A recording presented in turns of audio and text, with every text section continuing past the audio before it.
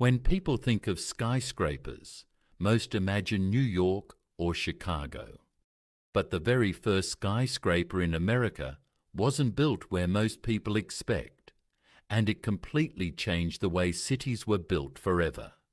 In 1885, Chicago completed a 10-story building called the Home Insurance Building, widely credited as the world's first true skyscraper.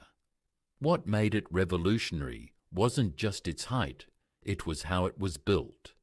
Instead of relying on thick, heavy stone walls to support its weight, like every building before it, it used a steel frame skeleton, allowing the walls to be lighter and the building to rise much higher than anything constructed before. This single breakthrough changed everything.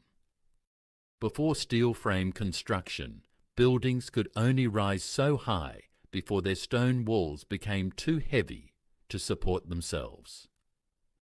But with a steel skeleton doing the heavy lifting, buildings could suddenly soar upward without collapsing under their own weight. Chicago became the perfect testing ground for this new technology. After the Great Chicago Fire of 1871 destroyed much of the city, architects had a unique opportunity to rebuild from scratch using bold new methods.